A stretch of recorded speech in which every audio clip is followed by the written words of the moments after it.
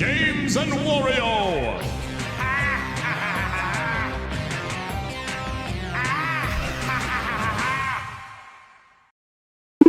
Hey guys, Marlon here from Games and Wario's channel, and this is my review of StarFox Zero and StarFox Guard. Now, before I start off the review of StarFox Zero and Guard, I want to give a special thanks to Nintendo of America for providing StarFox Zero and Guard for review. Now, let's start off with StarFox Guard. Now, let me just say this right now. StarFox Guard is not, I repeat, is not a full-fledged game like, like StarFox Zero. It's basically a mini game where you're basically in a base controlling like 12 different cameras, just shooting and stopping robots and stuff from coming into the base. That's pretty much it. And then there's some other things that you unlock along the way, but without going off too far into it, that's pretty much the base of StarFox Guard. And there's some soundtracks and stuff like that from StarFox Zero that came over, but that's really about it. Really, like, don't get into this thinking like, oh man, it's gonna be something similar to StarFox Zero, or it's basically a mini game. That's really all it is.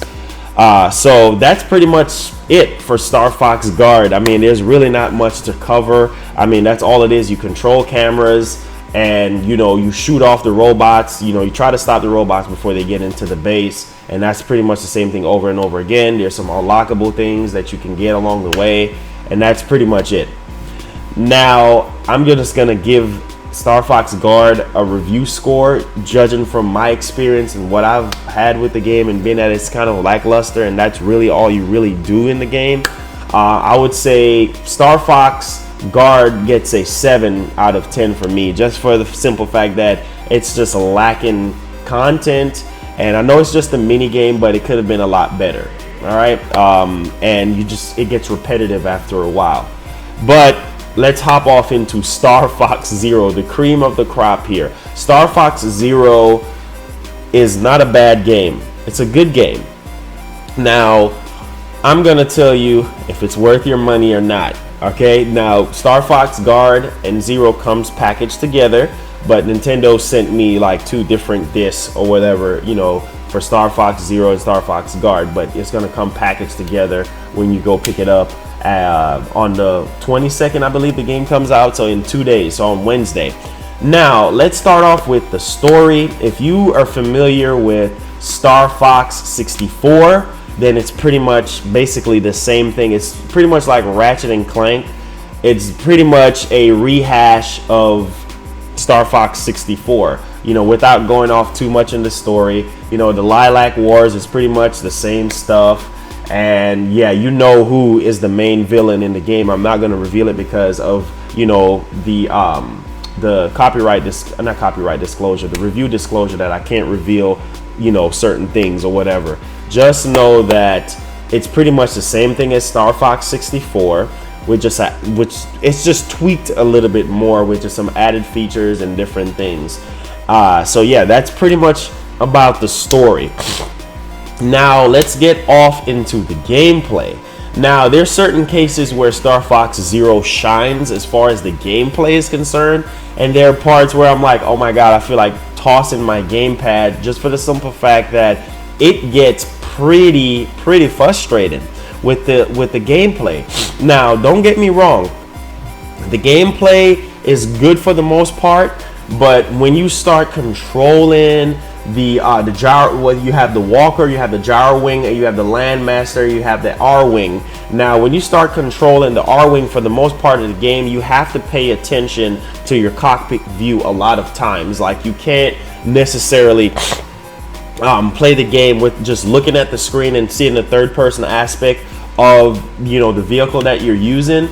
Like, you have to pay attention to the cockpit view in order for you to do very well. So it gets frustrating. Like, there's certain parts where it shines as far as the gameplay is concerned, and then another part it's like, oh my god, like, what's going on here? But the gameplay for the most part is pretty solid. I really enjoyed myself, playing StarFox Zero. As far as the gameplay is concerned, I just feel like it just needed a little bit more, I don't know, a little bit more flavor in, if that makes any sense. Like, it just felt a little lackluster as far as the gameplay is concerned. But the fact that you can change, to different vehicles like the walker, you can change on the fly if the level is designed that way. So let's say you're in the R wing and you're flying around, you can change to the walker. All these things you can do on the fly, but it just matters on the level. Now the Landmaster, there's certain cases in the game where you can actually fly with the Landmaster, and then you can go on the ground, of course, and then you can kind of hover over certain things, which is pretty cool. So my favorite is the R-Wing, because the R-Wing, you can do a summer roll, you can do a battle roll. I mean, somersault, what's it? Somersault? Yeah, somersault, where if enemies are coming up behind you, you can just do a somersault and flip over, and then that gives you the opportunity to shoot the enemies and such, which is pretty cool. So as far as those things are concerned, I think every vehicle feels right as far as, what it's designed to do. It's just, I'm going to get off into the controls afterwards. It's just that I just felt like certain cases where the gameplay could have just used a little bit more tweaking as far as understanding what these vehicles are about. Now let's get off into the controls. Now the controls are pretty decent. Like I was mentioning in the gameplay segment, that there are parts where I feel like, it gets pretty frustrating as far as the cockpit view and the regular traditional view of viewing it. Sometimes they will tell you, hey, use the cockpit view, and you have to look, in the cockpit view area. And sometimes the controls can get a little bit clunky, like certain cases where you're turning around and you're trying to shoot certain things, and it gets pretty frustrating. Now the targeting system, where you hold down, I believe, let me just see here, the ZL button. When you hold down the ZL button, you will lock on like maybe 3 enemies at a time, and then you can fire the rockets out. That's pretty cool. You also have the capability of holding onto the ZL button, so the camera I guess locks in on the enemy, and then you'll see your R-Wing going around in circles and stuff like that. I don't understand that part of it, but I feel like the controls could definitely use a little bit more work, because at times I got frustrated. Like at times I'm like, yes, this is pretty cool, I'm shooting enemies, and then another time I'm hitting, running into buildings, running into different things, and it gets pretty annoying. So that's as far as the controls are concerned. Let's talk about the graphics. Now the graphics in StarFox Zero, I would say for a Wii U game, it looks really good. It's not incredible, but it looks really good. I mean, when they showed it off at last year's E3, I'm like, oh my God, this looks like a PlayStation 2 game, like a PS3 game at most. Not a PS3 game, but more of like a PS2 game. It looked really bad. But the fact that they actually delayed the game and actually beefed up the graphics and such, like the graphics looks really good for a Wii U game. And yeah, I mean, you can see the detail on Fox, you can see the detail on the vehicles, on the environment.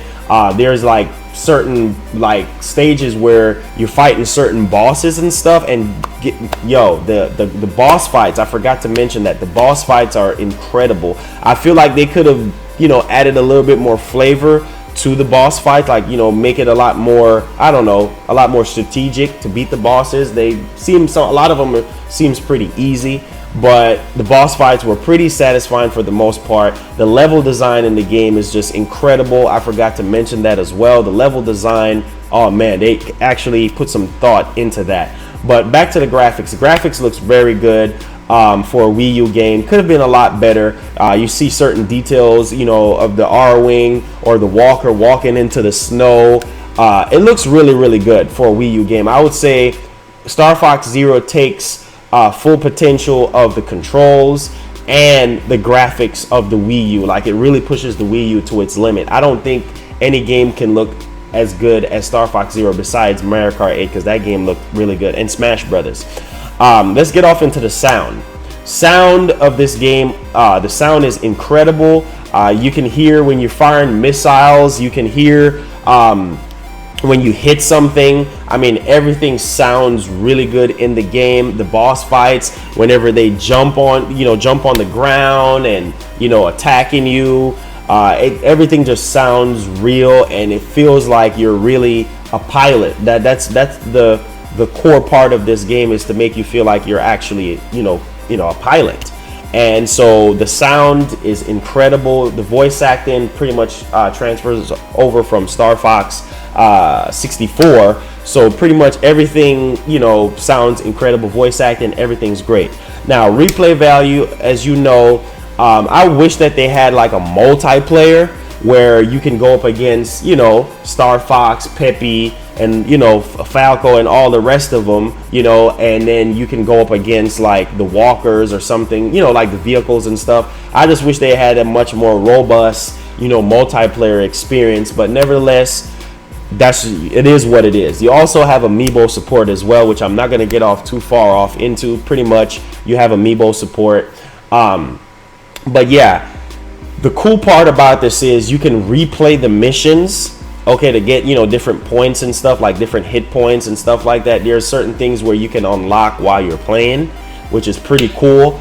You can also play co-op. So one person is, controlling, the vehicle shooting, and the other person is controlling the cockpit view area of it. So that's pretty cool. So you have, the solo play and then the co-op play. So that's pretty cool there as far as the replay value. So you can go to each different galaxy or planet, if you may, and replay them with a friend, which is pretty cool. I think that's one of the main fun factors about this game. So it keeps having you going back and for more and more. Overall, I would say StarFox Zero is a solid game. It's not phenomenal. It's not super spectacular. I will give StarFox Zero a 8.5 out of 10. 8.5 out of 10 is my review score for StarFox Zero. Reason why: the controls could be a lot better. I feel like it lacks multiplayer. Yeah, you have the solo play and the co-op play, which is pretty cool because it gives you a chance to go over the levels again and reach a higher score and get more hit points and stuff like that, and have a fun time, with someone that's using the Pro Controller and someone that's using the tablet controller. Really cool. 8.5 is my overall score. Thank you so much for watching my review of StarFox Zero and StarFox Guard. Hope you go out there and pick the game up on April 22nd. Thank you, Nintendo, once again for providing this game for review. And peace. I catch y'all in the next video. I'm out. It's me, Wario. Click my nose to subscribe. What are you waiting for? Come on. Come on.